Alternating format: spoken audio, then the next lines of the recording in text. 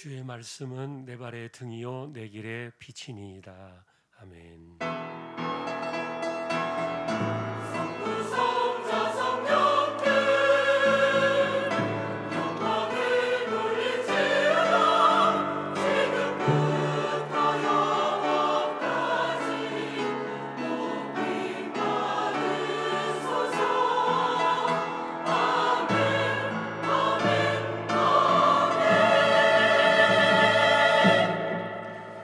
하나님 아버지 감사합니다. 주님의 날을 주시고 예배자로 저희들을 세워 주셨습니다.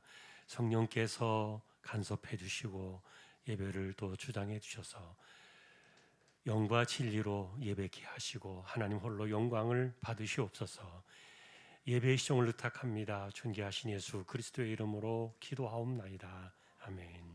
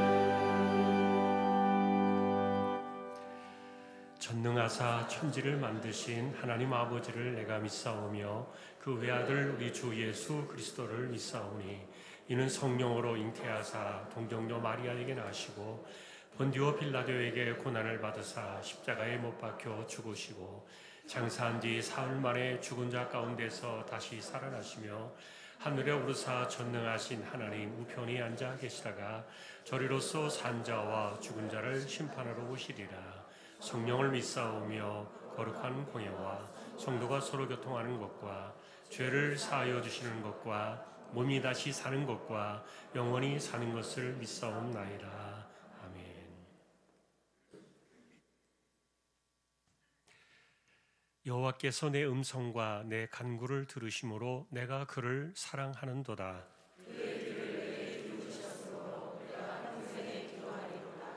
사망의 줄이 나를 두르고 수월의 고통이 내게 이르므로 내가 환난과 슬픔을 만났을 때에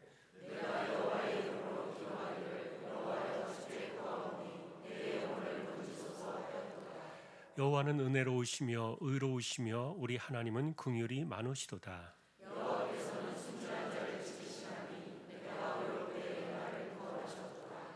내 영혼아 내 평안함으로 돌아갈지어다. 여호와께서 너를 후대하심이로다.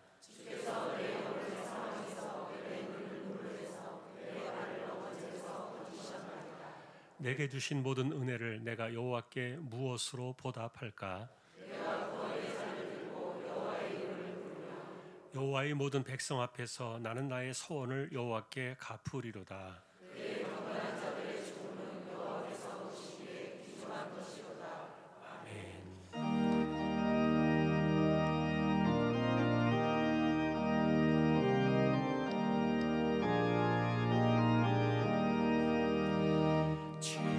지금까지 지내온 주의 크신 은혜라. 한이 없는 주의 사랑 어찌로 말하랴. 자나깨나 주의 손이 항상 살펴주시고 모든 일을 주 안에서 형통하게 하시네. 몸도 맘도 연약하나 세임받아 살았네.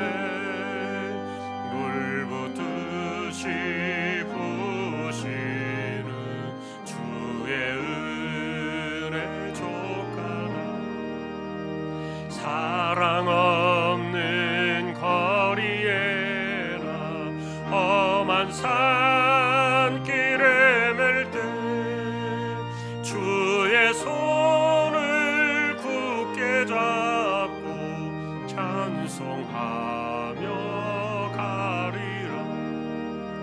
주님 다시 배울 날이 날로 다가와 무거운 짐 주께 맡겨 벗을 날도 멀잖네. 나를 위해 예비하신 고향 집에 돌아가 아버지의 품 안에서 영원토록 살리라.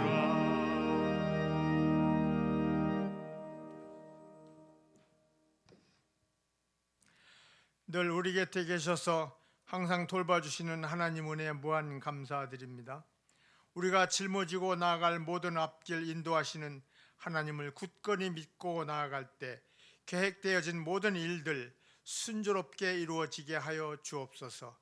오늘 이 시간 한군수 담임 목사님 위에 함께 하실 때에 육신의 건강함 더하여 주옵시고 그로 인한 말씀의 건강 잘 따르게 하여 주옵소서. 더 나아가 주한교회가 건강한 교회로 나아갈 수 있도록 인도하여 주옵소서. 어느덧 2025년도 마무리하는 때인 만큼 후회 없는 믿음의 권속들 되게 하여 주시고 맞이하는 2026년을 잘 준비하여 맞이할 수 있게 하여 복받는 해 되게 하여 주옵소서. 세상 끝날까지 항상 함께 하시겠다는 주님을 믿게 하여 주시고 이 세상의 주권자로서 친히 역사하여 주시는 하나님의 은혜를 허락하여 주옵소서. 대한민국을 이끄시는 위정자들 함께 하셔서 올바른 정치 이끌 수 있게 도와주시고 그로 인한 많은 국민들의 삶을 평안하게 인도하여 주옵소서. 연로하신 여러 어르신들 맑은 정신 누릴 수 있게 하여 주시고 질병 걸리지 않게 하시고 몸져 눕지 않게 하시고 급한 일 생기는 일 없도록 늘 붙들어 주옵소서. 자라나는 청소년 청년들의 삶 인도하셔서 험한 세상 잘 이기며 나아갈 수 있도록 지혜와 총명을 더하여 주옵소서. 이 모든 말씀은 대한민국을 이끄시고 한국교회를 사랑하시는 예수님 이름으로 간절히 기도드립니다. 아멘.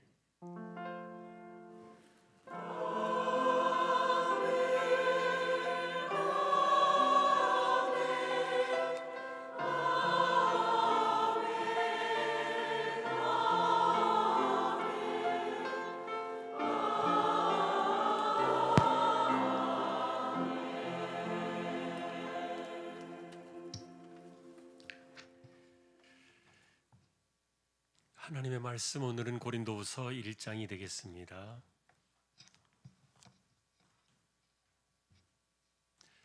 고린도후서 1장 3절에서 7절까지 한 절씩 교독하겠습니다. 찬송하리로다. 그는 우리 주 예수 그리스도의 하나님이시요 자비의 아버지시요 모든 위로의 하나님이시며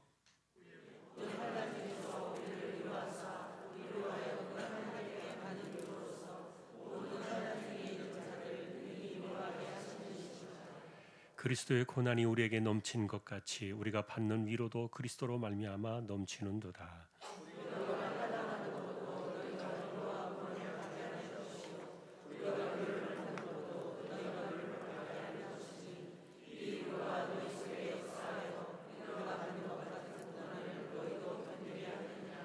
같이 보겠습니다. 너희를 위한 우리의 소망이 견고함은 너희가 고난에 참여하는 자가 된 것 같이 위로에도 그러할 줄을 압니다.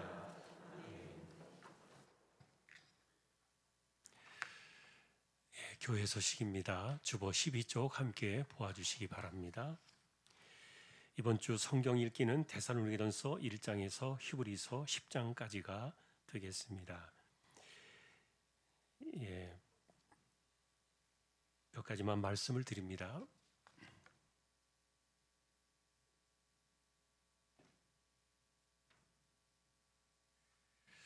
이거 제가 샘플로 하나 들고 왔습니다. 지난주에 말씀을 드린 연말 그 이웃에게 사랑을 전하는 요 상자인데요. 이렇게 접으면은 밑에 박스로 이렇게 만드셔서 하면 되는데 아무것도 붙어 있지 않습니다.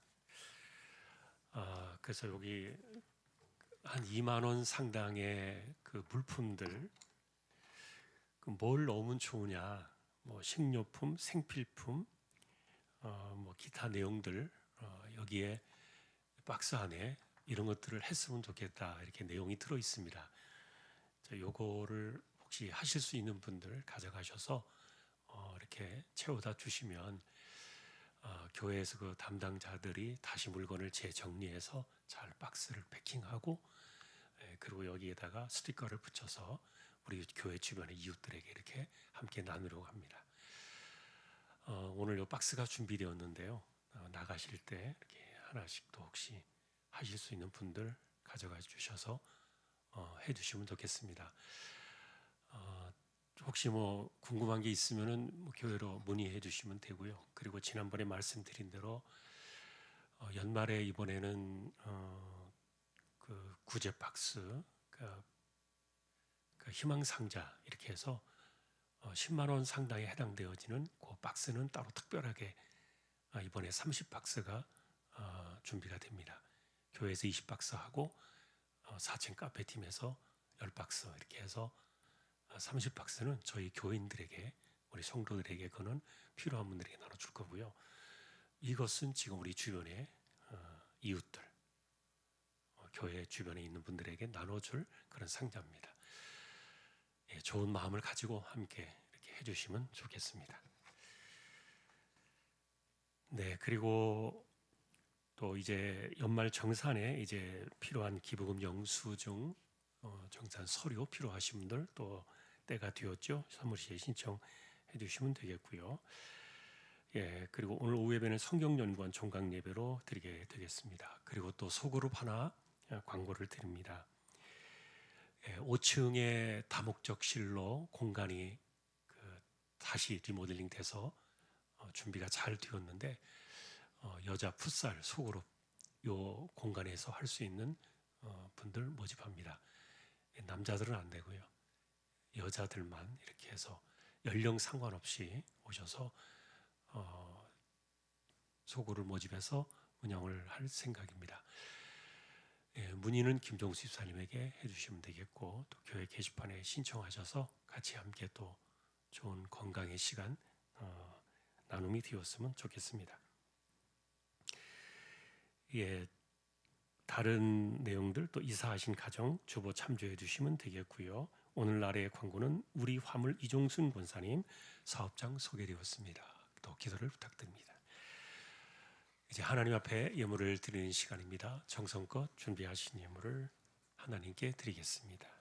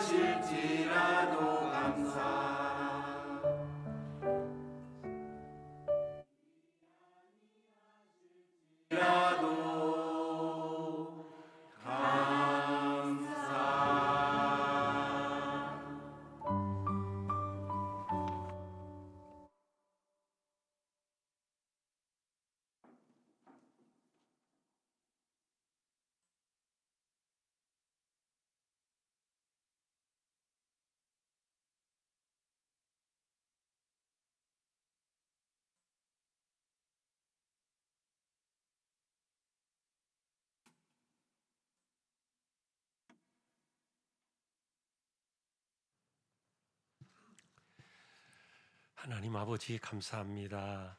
14기 부부팀 은혜 가운데 가정을 지켜주시고 잘 세워져 가게 하시니 감사합니다.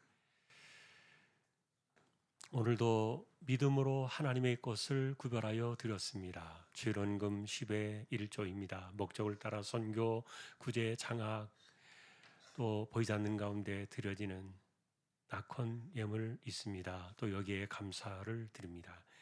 14기 부부팀을 사랑해 주신 하나님께 감사합니다. 가정마다 감사의 조건들이 늘어나게 하옵소서. 하나님 은혜에 늘 감사합니다. 범사가 주님의 은혜와 사랑입니다. 범사에 감사드립니다.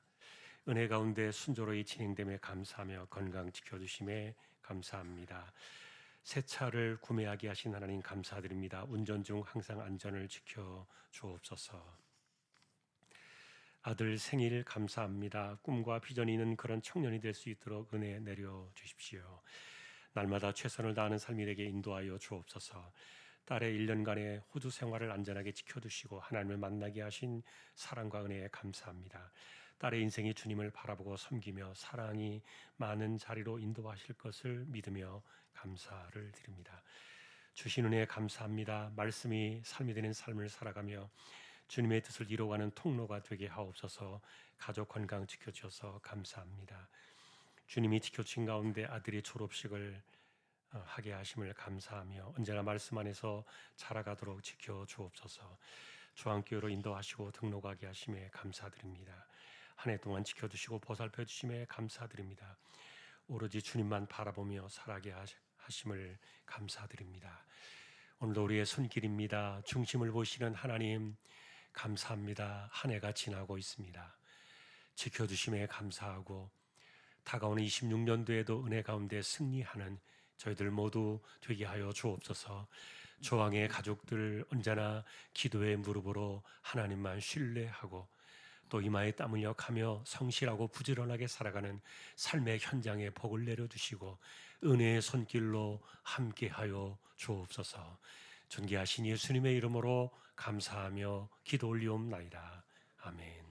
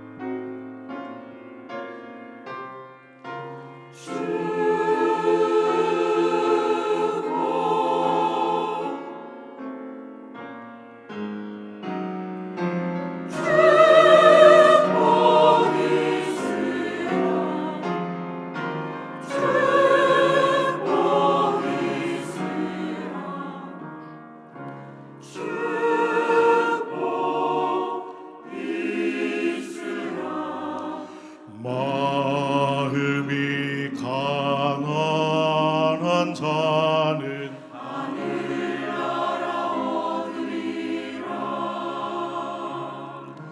애통하는 자는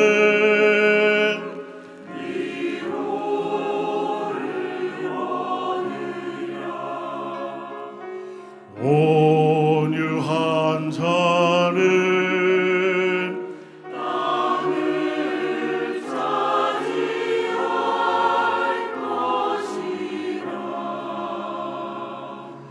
의에 줄이고 목마른 자는 복이 있으리.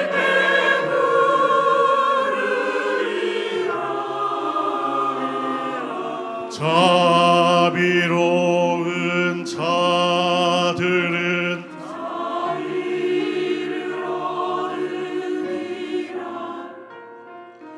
마음 깨끗한 자들은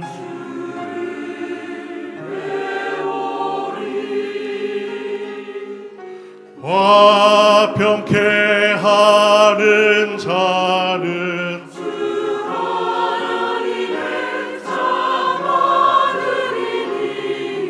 의를 위해 핍박받는 자는 복이 있으리라.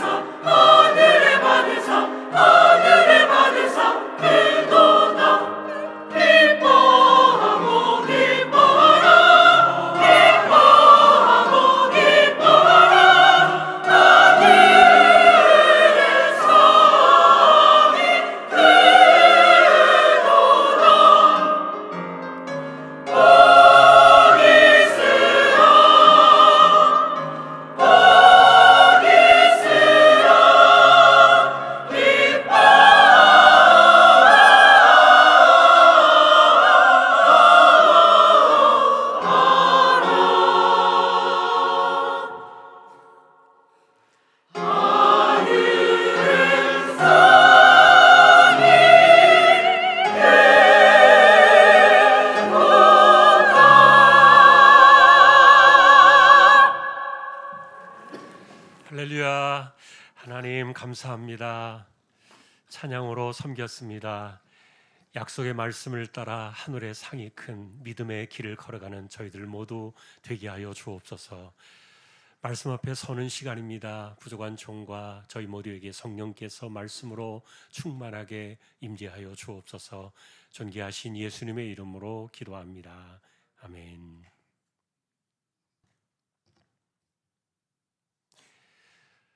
오늘은 고린도 후서를 보게 되었습니다. 오늘 주제는 위로입니다. 여러분에게 위로는 어떤 의미인지 모르겠습니다. 또 어쩌면 위로라는 말을 우리는 너무 쉽게 쓰고 있지는 않는가 그런 생각도 있습니다. 힘을 내라. 힘내십시오. 곧 좋아질 것입니다. 또 믿음이 있으니 괜찮습니다. 이런 말들이 사실은 틀리지는 않았습니다. 이런 작은 말 하나도 사실 우리에게 위로가 될 때가 있고 힘이 될 때가 있지요. 그런데 사도 바울 같은 경우는 정말 힘에 겹도록 심한 고난을 당하고 그리고 살 소망까지 끊어진 때 같은 그런 처지에서는 사람들의 이런 말이 위로가 되지는 않는다는 것을 바울은 그런 지점을 잘 알고 있었습니다. 어떨 때 위로가 되고 어떨 때 위로가 되지 않는지. 어쩌면 이런 이유들을 우리에게 알려주기 위해서 그가 고린도 후서를 썼다는 생각입니다. 누군가에게는 더 이상 낼 힘이 없을 때 노력한다고 될 일이 아니고 또 마음을 다잡는다고 해서 되어질 일이 아닌 사람들에게 힘을 내세요. 이 단순한 이 한마디의 말이 때로는 위로보다도 부담이 될 수도 있지는 않을까. 어쩌면 버텨야 될 그 힘이 소진되어진 사람들에게 당신보다 더한 사람도 많이 있어요. 그 정도는 누구나 다 겪어야 돼요. 여러분, 사도 바울은 이런 말로 고난을 축소하지 않았습니다. 그리고 마음을 잘 먹으면 됩니다. 마음을 단단히 가지세요. 이런 말도 그는 하지 않았습니다. 바울이 힘겨워하는 이들에게 가르쳐준 유일한 그 언어는 같이 울어주라. 문제를 고쳐주라고 말하지 않았고 왜 그러냐고 따져 묻지도 않았고 그저 당신이 할 수 있는 것이 있다면 함께 울어주는 그 마음으로 우는 자의 곁에 가라. 이렇게 바울은 가르쳐 주었는데 사실 위로가 필요한 사람들에게 사도 바울은 이것을 고난이라는 주제와 이렇게 엮어서 오늘 성경을 써내려 갑니다. 이런 점에서 이 고린도 후서는 가장 개인적이고 가장 상처가 많은 그런 편지로도 알려져 있죠. 신학이나 교리로 시작하지 않고 위로의 말로 시작하는 것도 이런 맥락이라고 보여지는데 우선 사도 바울에게 위로라는 개념은 나중에 하나님께서 주시는 보상이 아니었습니다. 그리고 고난을 이겨낸 사람들에게 주시는 축하의 말도 아니었고요. 그가 우리에게 지금 말해주고 싶었던 이 위로라는 것은 고난의 한복판에서 만나게 되는 하나님의 임재 사건이었는데 그래서 여러분 성경에서 말하는 위로는 고난 없는 신앙이 아니었다는 겁니다. 위로는 고난 속에서 오는 것이고 고난과 떨어질 수 없고 그리고 고난이 없는 그런 위로는 진정한 위로가 아니었다. 자, 이런 점에서 오늘 우리는 고난 속의 위로를 좀 찾아가 볼 생각입니다. 나는 지금 현재 사는 것으로도 충분하고 만족해. 그런 분들에게는 남의 이야기처럼 들려질 수 있을지도 모르겠지만 그러나 고난 속에 위로가 필요한 사람들의 속내를 우리가 한번 살펴볼 수 있는 그런 좋은 기회가 아닌가 생각이 됩니다. 자, 우선적으로 고난 속의 위로를 사도 바울이 가져온 이유는 세 가지 이유였습니다. 첫째는 고린도 교회가 가지고 있었던 왜곡된 이해 때문이었고 두 번째는 십자가 신앙에 대한 오해 때문이었고 그리고 세 번째는 위로에 대한 바른 이해를 가르쳐주고 싶었던 겁니다. 자, 그래서 첫 번째 고린도 교회가 처했던 이 왜곡된 이해는 뭐냐? 예를 들면은 오늘날 우리도 겪을 수 있는 그런 오해인데 참 저 사람은 신앙이 좋아. 이런 걸 우리는 어디에서 찾느냐? 삶을 보니까 정말 능력자야. 그리고 얼마나 말을 잘하는지 몰라. 그리고 사람이 세상에서 성공을 했어요. 출세를 했어요. 또 영적으로 살펴보면은 남들이 하지 않은 특별한 영적인 체험을 했어요. 아, 정말 신앙이 좋은 사람이야. 이렇게 이야기를 할 수도 있었고, 그 당시에 고린도 교회도 거기에서 좋은 신앙을 찾았는데, 자, 근데 문제는 사도 바울의 이런 것들은 하나도 중요하지 않았던 거예요. 사실은 바울은 예수의 이름으로 병든 자를 척척 고쳐내고 말과 기도로 능력을 행하는 이런 것들에 대해서 관심을 두지 않았어요. 그는 말을 잘하는 사람이 아니어서 오히려 나는 어눌한 말투를 지녔다. 그리고 사람들이 추구하는 이 세상적인 성공에 대해서는 이건 절대적으로 이분의 인생 목표는 아니었죠. 도리어 예수님 만난 이후에 그동안에 자신이 쌓았던 수많은 학식과 그리고 심지어는 가문과 전통까지도 모든 것을 다 배설물로 버렸으니까요. 그리고 이분은 영적인 체험에 특화된 사실은 그런 분이었지만, 천국을 다녀온 사람이었지만 끝까지 이것을 자기 이름으로 밝히지 않았습니다. 자, 고린도 교회가 주장하던 이런 세상적인 조건을 통해서 좋은 믿음이라고 생각하는 이런 잘못된 오해들에 대해서 사도 바울은 정반대를 이야기하고 있는 거예요. 그가 자랑하는 것은 내가 연약하다. 나는 마치 인생의 실패자처럼 보이는 끝없는 고난 속에 나는 인생이 이렇게 이어져 있다.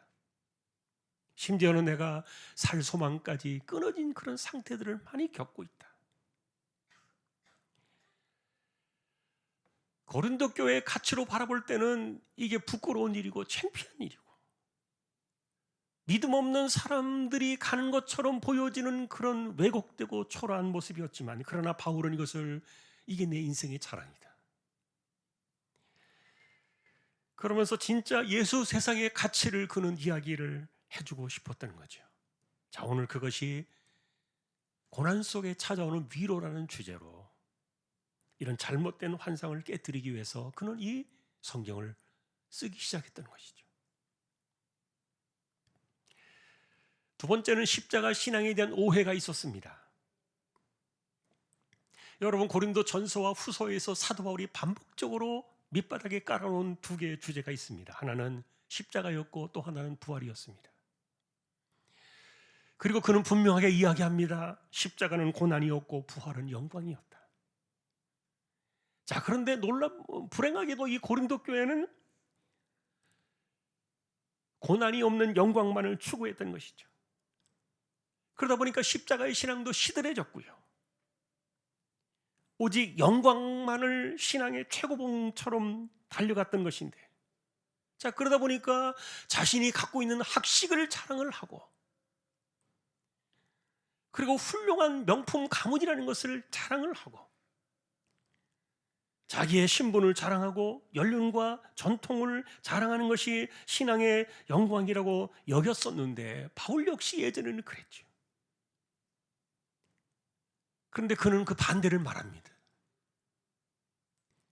우리는 죽어야 살고 약해져야만 능력이 찾아오고, 그리고 고난 가운데 위로가 있다. 자, 여러분, 지난번에 그리스도인들은 아담의 세상으로부터 예수의 세상으로 세상을 갈아탄 사람들이다. 자, 그리고 이 아담의 세상을 특징 짓는 것은 인간의 혈기다. 그리고 예수 세상의 특징은 성령인데, 바울에게 있어서 내가 죽어야 산다는 이 말은 내 혈기가 죽어야 나는 비로소 영으로 살 수 있다.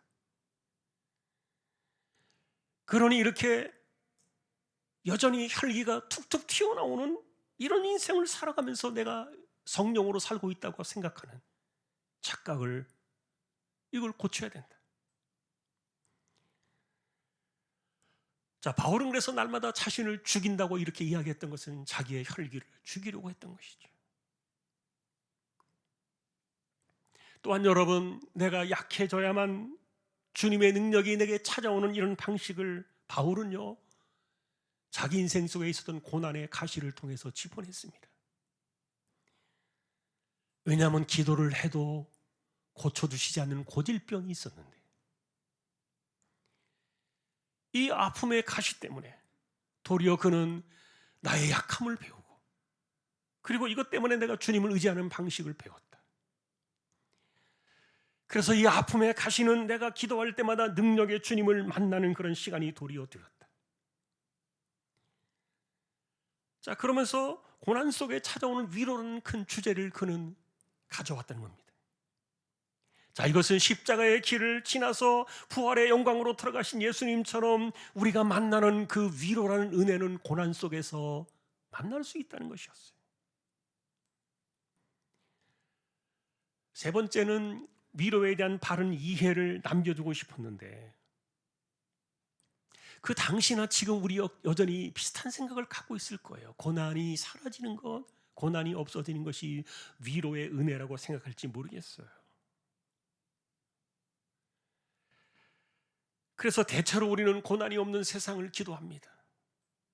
평안한 세상, 평안한 인생, 형통한 세상, 형통한 인생을 우리는 기도하며 살고 있는데, 그런데 바울이든 성경에서 우리에게 말해주는 것은 고난은 예외가 아니라는 거예요. 이거는 그림자처럼 떼낼 수 없는 필연이다. 예를 들면 여러분, 창세기 3장 이후에 하나님께서는 이것을 세 가지로 묶어주셨어요.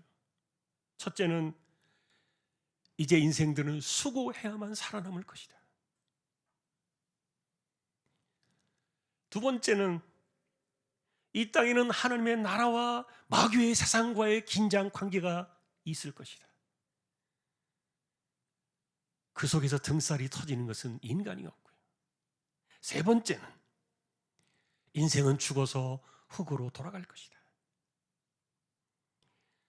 자, 여러분, 이런 것들은 사람만이 아니라 세상의 모든 피조물들도 함께 고통에 빠져서 신음한다, 그렇게 말해 주었는데, 그러니 고난이라는 것은 왜 내게 이런 일들이 일어나는가, 왜 내가 이렇게 해야만 하는가, 이렇게 자기 자신에게 물을 것이 아니라 이 고난 속에서 내가 고난과 함께 살아가는 방식을 찾아 나가는 것,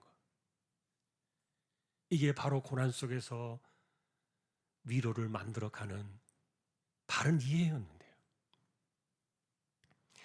그러니 환난이 없는 세상을 구하고 고난이 없는 인생을 찾는 것, 이것은 틀렸다. 도리어 우리는 환난 속에서, 고난 가운데서 하나님의 위로를 만나는 것이 더 중요하다. 자, 오늘 우리는 그의 이야기를 이렇게 듣게 오늘 된 겁니다.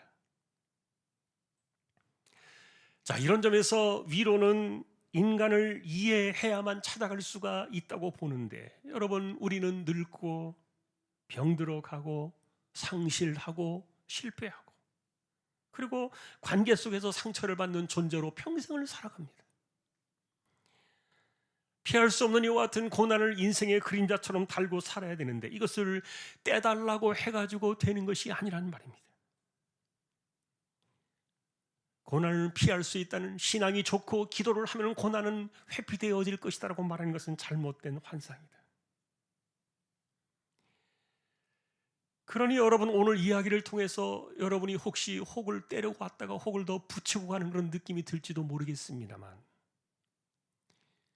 그래 우리가 건강해지면, 우리 돈이 좀 더 많아지면, 그리고 우리가 좀 더 성공하면, 그리고 내 인생이 좀 더 안정적이 되어지면 고난은 피할 수가 있고, 그리고 환난은 사라질 것처럼 그렇게 여길지도 모르겠지만, 바울은 이것을 정면으로 부정을 하는 거예요.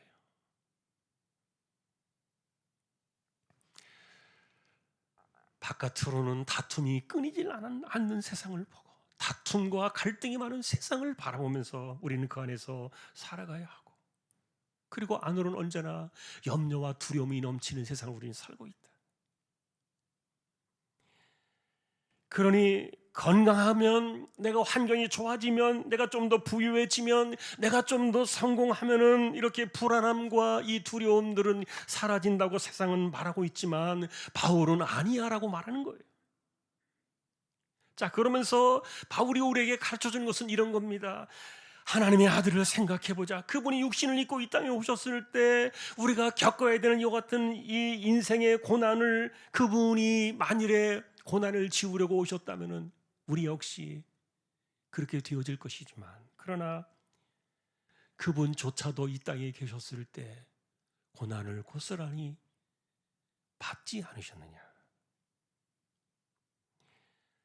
자, 그래서 고난이 사라지는 것이 위로라고 만일에 생각한다면, 예수님께서도 고난이 없는 이 인생의 시간을 사셨어야 옳았는데, 그런데 정반대로 바울은 우리에게 이야기합니다. 그분의 고난이 우리에게 도리어 넘쳐나고 있다. 우리에게서 고난을 제거하고 사라지게 하는 것이 아니라 그리스도의 고난이 지금 우리에게 넘치고 있지 않느냐. 이 말은요, 하나님의 아들조차도 피해가지 않은 이 맞닥뜨려야 했던 그 고난의 시간, 이것이 인생에 대한 바른 이해였고, 그리고 그분에게는 이것이 십자가였다.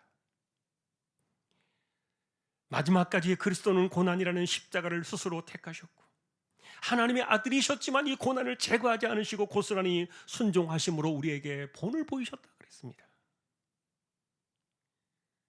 자, 그러니 고난이라는 것은 신앙의 실패가 아니다. 인생의 실패가 아니다. 바울은 이 고린도후서라는 편지를 통해서 우리의 이런 논쟁을 지금 펼치면서 이야기를 해줍니다. 도리어 그는 그래서 이런 것들을 자랑합니다. 나는 지금 힘에 지나도록 너무 심한 고난을 받고 있다. 심지어 나는 지금 살 소망까지 끊어뒀다. 이거를 부끄러워하지 않았습니다. 내가 선택을 잘못해서 찾아온 인생의 실패도 아니요, 내가 사역을 잘못해서 찾아온 실패도 아니요, 신앙이 부족해서 찾아온 실패도 아니었다. 도리어 강한 자가 하나님께서 인정하시는 사람이라는 그런 생각이 틀렸다는 것이죠. 고난은 실패라는 그 인식 자체가 더더욱 틀렸다. 오히려 우리는 힘겨운 시간 속에서 실패와 연약함을 겪어나가는 그런 시간 속에서 우리의 신앙은 더욱더 빛이 나는 이런 것들을 우리는 찾아야 한다는 거였어요. 내가 나를 의지해봐야 소용이 없구나. 내가 하나님만 더 의지해야 되겠구나. 이것이 우리로 하여금 고난이 우리를 신앙 가운데서 하나님을 더 깊이 만나게 하는. 자, 그러니 여러분, 우리는 이 땅을 살아가면서 예를 들어서 고난이라는 시간이 우리에게 없다면요, 믿음은 하나님을 신뢰하는 것이 아니라 하나님 앞에서 우리는 계산을 주고받는 사람이 될지도 모르겠습니다. 만일에 고난이라는 그 개념을 이해하지 못한다면 기도하는 사람들은 하나님께 내 인생을 의탁하는 것이 아니라 자꾸만 우리는 하나님께 요구하는 사람이 될 수도 있고, 그래서 하나님은 내 인생의 주권자가 아니라 내 인생에 어떤 필요한 것을 도와주는 도우미처럼 하나님을 전락시키지는 않고 있는가. 자, 고린도후서는 이런 것들을 강하게 거부했어요. 우리는 약할 그때 강해진다는 이 말은 내가 강해진다는 말이 아니라 하나님의 강력한 능력이 내 삶의 은혜로 찾아온다는 것이었죠. 이게 진정한 신앙의 위로다. 자, 그래서 여러분, 오늘 이 고린도서에서 우리가 깊이 있게 그리고 폭넓게 만나볼 수 있는 이 주제는 위로라는 주제였는데, 이 고난 속에 위로를 전하는 이 성경의 가르침이 어떻게 적용되고 있는가를 반복해 살펴보면요, 바울은 이 위로라는 말을 계속 반복해서 쓰면서 우리에게 주의를 환기시켰는데, 그러니 바울이 우리에게 말해주고 싶은 그 신앙적인 위로는 뭐냐? 감정적인 안정을 갖는 것이나 아니면 공감해주는 그 수준을 넘어서는 것이다. 그래서 우리에게 찾아오는 이 위로에 대한 본질은 두 가지로 그가 이야기를 합니다. 첫째는 위로는 고난이 사라지는 것이 아니라 고난 속에서 하나님이 함께 하신다는 동행을 경험하는 것이다. 두 번째는 위로는 감정의 어루만짐이 아니라 이 고난을 통과하게 할 수 있는 인내의 힘을 주시는 것이었다. 괜찮아질 거야. 눈물을 닦아주는 그런 감정적인 그런 언어만이 아니라 실제로 무너지지 않도록 붙들어 주시는 힘이 하나님의 동행하심 속에 있는데 우리가 이것을 생각하자 하는 겁니다. 자, 그래서 성경에서 두 가지 사례의 사람을 한번 간략하게 살폈습니다. 첫 번째 사람은 엘리야였습니다. 여러분, 갈멜리산의 산에서 기도해서 불을 내렸던 천하에 없는 선지자였죠. 하지만 이 사람도 인간이었습니다. 일에 그는 지쳤고 그리고 끝없는 싸움에 무너졌습니다. 열왕기상 19장은 보니까 공교롭게도 이 갈멜산 사건 엄청난 승리 이후에 아이러니하게도 그에게 공황장애가 찾아왔던 것이죠. 사람이 무서워졌습니다. 그리고 세상이 무서워졌습니다. 사람을 피해야 했고 그리고 세상을 떠나야 했습니다. 그런 그에게 하나님께서는 세미한 음성으로 찾아오셨고요. 이것이 그에게 위로의 힘이 되었는데 놀랍게도 그는 바울이 지금 말해주고 있는 위로의 본질 두 가지를 그는 겪고 있었던 거예요. 첫째는 이제 나만 홀로 남았구나. 아무도 나와 같지 않구나. 내가 혼자구나. 이런 고립감 속에서 하나님이 함께 하신다는 그런 동반과 동행의 시간을 그는 그 안에서 겪게 되었고요. 그리고 그 다음으로는 하나님께서는 이렇게 공황장애에 빠져서 지쳐버린 그 엘리야를 먹이시고 재워주시고 기다려주시면서 재촉하고 다그치고 야단하지 않으셨습니다. 다만 세미한 음성을 들려주십니다. 엘리야야, 내가 너와 함께하고 있지 않느냐. 너는 실패자가 아니니라. 너의 인생 시련은 헛된 것이 아니니라. 내가 여전히 너와 함께 가고 있잖아. 그 무너져 내린 고난의 현장 속에서 그는 하나님을 경험하고 그 안에서 하나님의 위로를 경험하면서 그가 고난을 헤치고 일어났던 것이죠. 또 한 사람, 우리에게 위로를 지금 말해주는 이 바울의 이야기를 한번 좀 보았습니다. 다른 성경 빌립보서 1장에 보면 바울이 정말 내가 죽고 싶다, 유일하게 죽고 싶다는 속내를 비추어진 성경이 빌립보서였는데, 왜냐하면은 다른 사역자들이 복음을 전하다가 이 감옥에 갇혀있는 바울을 비난하고 헐뜯고 공격을 했는데, 그런데 사도 바울답지 않게 그는 무너지고 말았습니다. 바울도 강철 멘탈을 가진 사람이 아니었죠. 자, 그가 힘드니까 나 좀 위로해 달라, 이런 위로를 기다렸던 것이 아니었습니다. 바울이 무너질 수밖에 없었던 것은 사람들의 공격과 비난이었는데, 그 이유는 간단했습니다. 왜 바울만 인정하느냐, 당신들은? 왜 바울만 일하는 사람이냐고. 우리는 뭔데? 우리도 바울만큼 일을 하고 있는데. 바울이 없어도 우리가 충분히 그런 정도 일은 훌륭하게 해낼 수 있지 않느냐.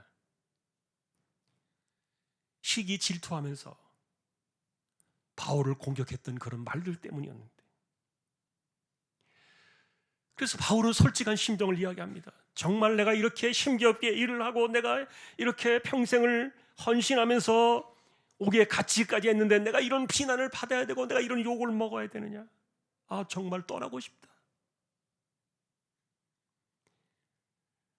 그때도 감옥에서 바울은 두 가지를 동일하게 겪게 됩니다.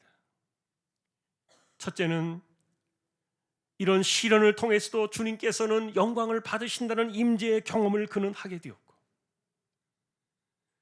그리고 다음으로는 내가 끝내고 싶다고 해서 끝내는 것이 내 인생이 아니라는 그 깨달음을 그는 얻었던 거예요.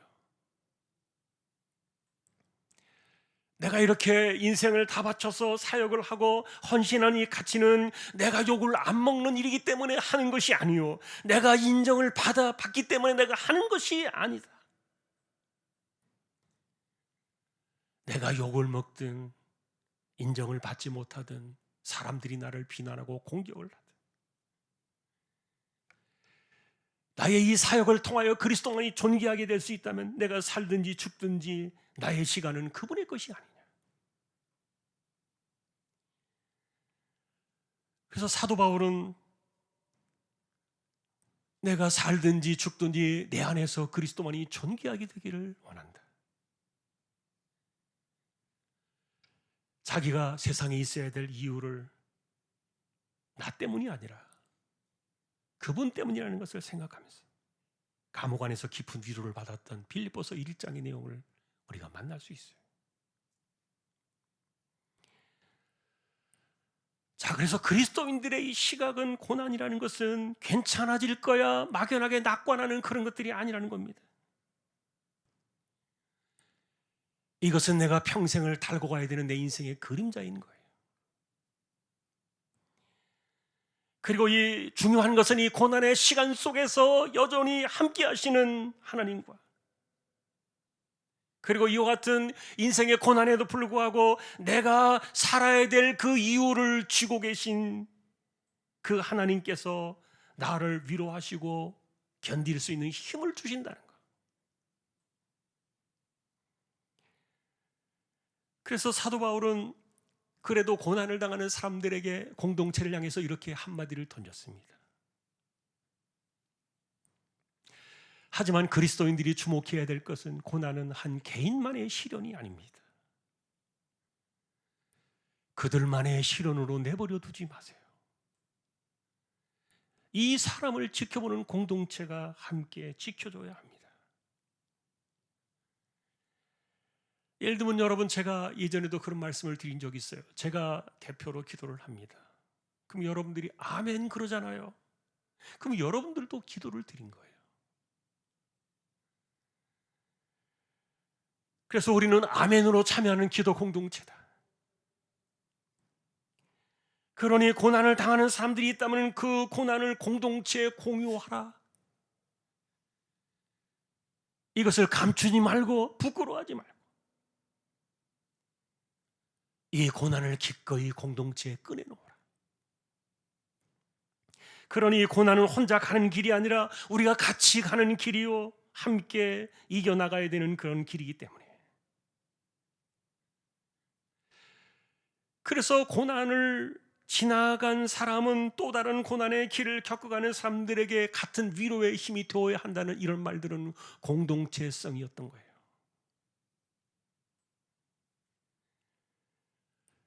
결국 우리는 이 고난의 연대성을 가지고서 함께 하나님의 위로를 바라보면서 살아가는 사람들이니까.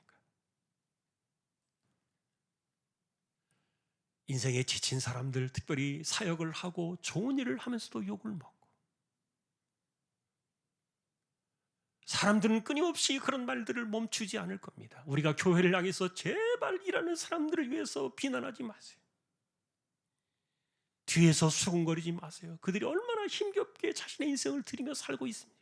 그런데도 그런 것들을 감사하지 않고 그렇게 힘에게 없도록 도리어 그런 사람들을 비난하고, 이렇게 바울이 공황장애에 빠질 정도로 힘들었던 것처럼 그런 말 하지 마세요. 아무리 이야기를 해도 여러분 절대로 고치지 않을지도 모르겠어요.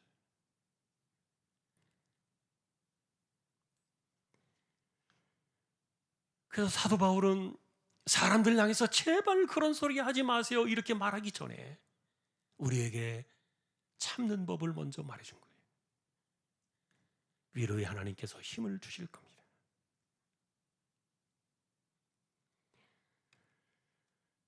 자, 그러니 하나님 앞에서 믿음으로 살아가고 헌신하고 봉사하고 내가 내 인생을 들여서 살아가는 그런 마음의 중심을 사람들이 알아주지 않을지라도,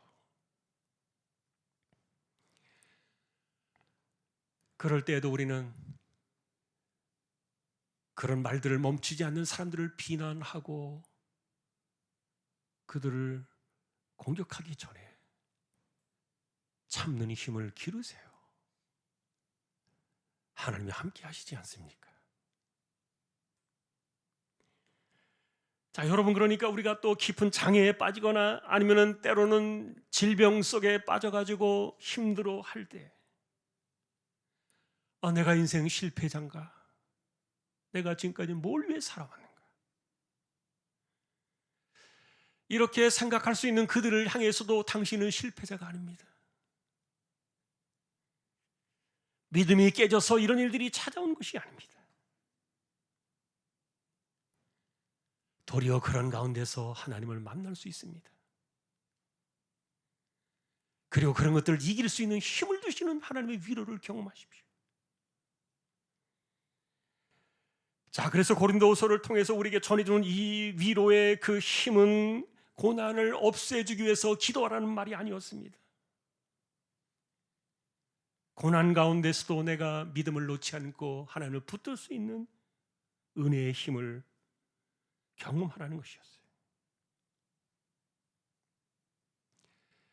우리가 살아가는 인생의 고난은 실패 때문에 찾아오는 것이 아니다. 바울의 이야기는 한마디로 이겁니다. 그래서 하나님의 위로는 이미 고난 속에서 시작이 되었다. 오늘도 우리가 조금 긴 찬양인데 예전에 우리 많이 불렀던 찬양이에요. 복음성 찬송. 한번 우리 같이 찬양을 하고 결론 정리를 내리겠습니다.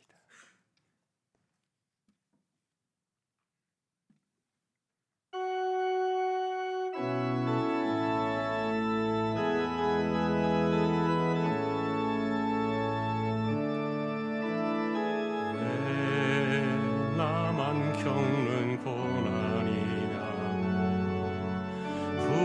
불평하지 마세요. 고난의 뒤편에 있는 주님이 주실 축복 미리 보면서 감사하세요. 너무 견디기 힘든 지금 이 순간에도 주님이 일하고 계시잖아요. 남들은 지쳐 앉아 있을지라도 당신만은 일어서세요. 힘을 내세요. 힘을 내세요. 주님이 손잡고 계시잖아요. 주님이 나와 함께함을 믿는다면 어떤 역경도 이길 수 있잖아요.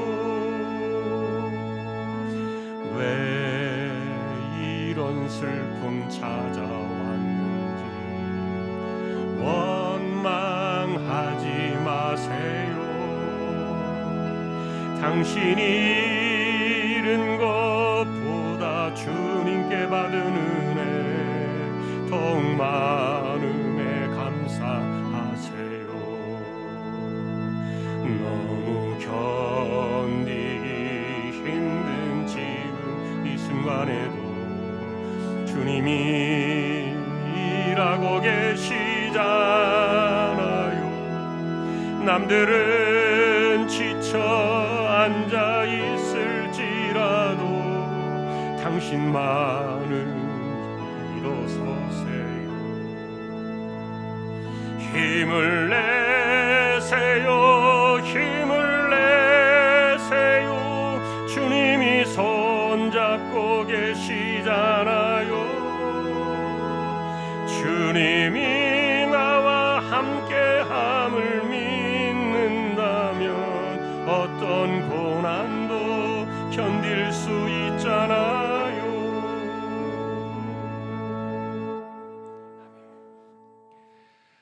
가지로 정리를 해봤습니다. 고난과 시련은 내가 잘못 살아서 오는 것이 아니다. 도리어 이것은 인생의 필연적인 시련 속에서 위로가 시작되는 자리다. 생각의 전환을 하라는 것이죠. 두 번째는 하나님의 위로는 내 상황이 나아지고 개선되어지는 것이 아니다. 도리어 이 고난 속에 함께 하신 하나님을 체험하는 은혜의 시간이다. 마지막 세 번째는요, 고난은 혼자가 아니다. 우리는 공동체 안에서 같이 가야 되는 시련이다. 교회 안에 이것을 던졌습니다. 그러니 우리가 살아가는 이 고난은 실패가 아니다. 내가 잘못 살았기 때문에 찾아오는 것이 아니다. 도리어 이런 곳에서 하나님의 위로는 이미 시작되었다. 우리가 이것을 바라보면서 위로에 대한 좀 더 폭넓은 생각들을 가져보시면 좋겠고요. 그리고 한 해가 지나가면서 이렇게 연말이 찾아오고 또 새로운 한 해가 시작되어지면 지쳐버린 인생들이 분명히 나옵니다. 그리고 우리는 그들에게 감사해야 되는데 그러지 못할 때가 많습니다. 자, 우리는 다가오는 한 해를 바라보면서 우리는 견디어내는 것이지 내가 피하고 도망가는 것이 아니라 견딜 수 있는 힘을 주시는 것이지, 이게 하나님의 위로라는 것을 우리가 한 번 더 생각하면서 또 26년도 한 해를 우리가 힘있게 주시는 그 은혜의 힘으로, 위로의 힘으로 또 한 해를 살아내기를 다짐하는 모두가 될 수 있기를 주님의 이름으로 축원합니다. 찬송가 300장입니다.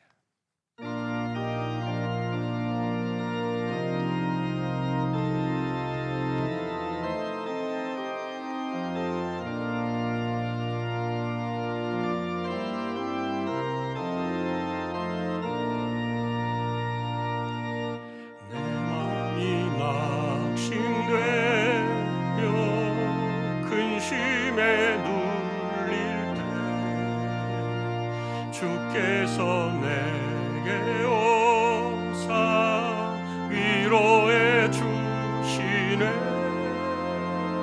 가는 길 캄캄하고 괴로움 많으나 주께서 함께하며 내 짐을 지시네. 그네가 내게 족하네. 그네가 족하네. 이 괴로운 세상 지날 때 그네가 족하네. 희망이 사라지고 친구 날 버릴 주 내게 속삭이며 새 희망 주시네. 싸움이 맹렬하여 두려워 떨 때에 승리의 왕이 되신 주 음성 들리네. 그네가 내게 족하네. 그네가 족하네. 이 괴로운 세상 지날 때 그네가 족하네. 번민이 가득 차고 눈물이 흐를 때 주 나의 곁에 오사 위로해 주시네. 환난이 닥쳐와서 어려움 당할 때 주님의 능력 입어 원수를 이기네.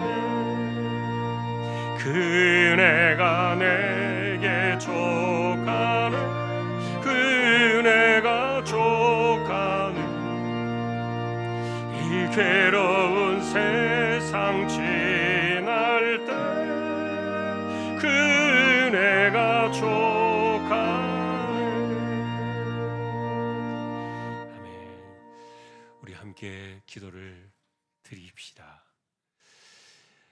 오늘 사실 사도 바울의 핵심은 주의 일을 하면서 힘에 지칠 때 그들에게 주시는 그 위로의 메시지가 더 강했을 거예요.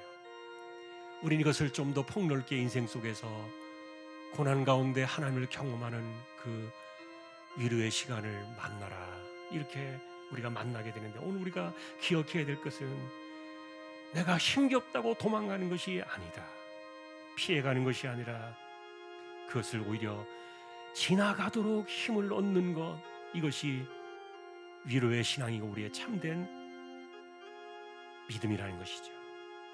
26년도 한 해를 바라보면서 기도를 드렸으면 좋겠고요. 또한 우리 자녀들, 청년들 인생의 길을 열어두시고 연세 많으신 분들 기력과 맑은 정신, 총기를 지켜두시도록, 또 우리 가운데 병약한 사람들, 가난한 사람들, 암으로 투병하는 사람들, 이들을 하나님께서 지켜두시도록, 암으로 투병하는 분들 하나님 꼭 붙들어 주시도록, 우리 함께 주여 한번 외치고 통성으로 기도를 드리겠습니다. 주여, 하나님 아버지, 이 땅에 피할 수 없는 인생길을 살아가는 우리 심령들을 긍휼히 여겨주시고, 고난은 사라지거나 없어지거나 피해가는 것이 아니오, 그것을 지나는 가운데 하나님의 위로를 경험하며 사는 것이 진짜 믿음의 자세라는 것을 가르쳐 주신, 이것을 우리가 기억하며 특별히 하나님의 일을 하며 지친 사람들, 인생을 살아가며 지친 사람들, 질병으로 지친 사람들, 주여 오늘도 그들을 붙들어 주시고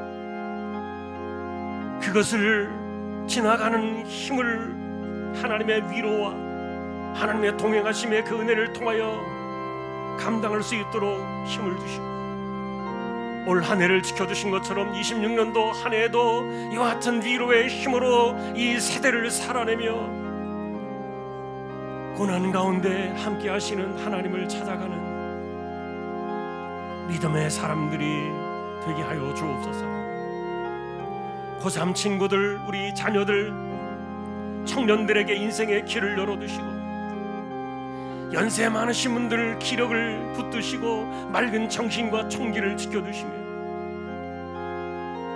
또한 우리 가운데 가난한 사람들, 병약한 사람들, 특별히 암과 투병하며 살아가야 되는 인생들 하나님 지켜두시고 그들 가운데 동행하시며 힘을 주시며 견디게 하시는 위로의 하나님을 만날 수 있는 믿음의 사람들이 되어 26년도에도 이 시련의 시간을 잘 이겨나갈 수 있는, 고난 가운데 위로가 필요한 사람들에게 하나님께서 은혜를 더하여 주옵소서. 하나님 아버지, 오늘도 이 땅 이 민족을 긍휼히 여겨주시고 마지막 때 제사장 나라의 사명을 잘 감당할 수 있는 이 대한민국이 되도록 역사해 주시고 위정자들을 간섭하여 주옵소서. 한 해가 가고 있습니다. 지친 인생들 가운데 함께 하시는 하나님의 위로의 힘을 우리가 오늘도 기대하며 그 믿음으로 내년도 살아내는 저희들 모두 다 되게 하여 주옵소서. 감사합니다. 하나님,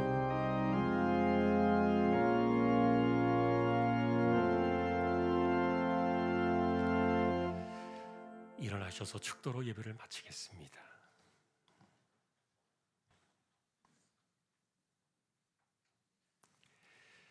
이 땅에 오셔서 우리와 같이 고난과 시련과 십자가의 길을 온전히 걸어가신 우리 주님 예수 그리스도의 은혜와 하나님 아버지의 사랑과 성령님의 감화 감동, 위로, 인도, 교통 충만하심이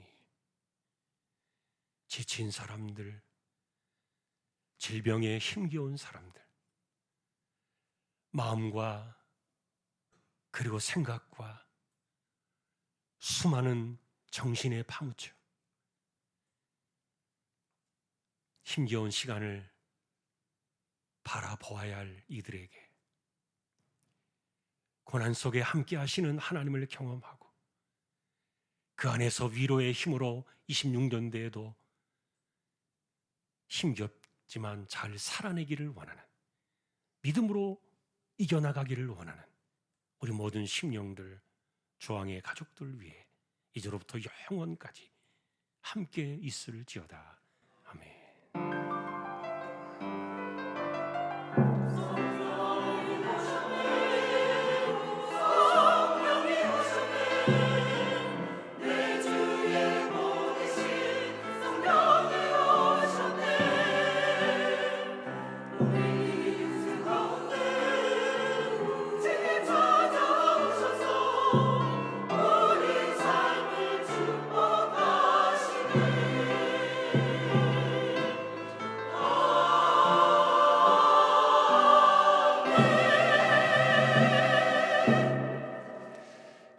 마쳤습니다. 우리 잠깐 자리에 앉으셔서 서로 옆에 계신 분들 누가 계신가 한번 확인해 주시고 인사를 좀 나누십시다. 교제 찬양하겠습니다.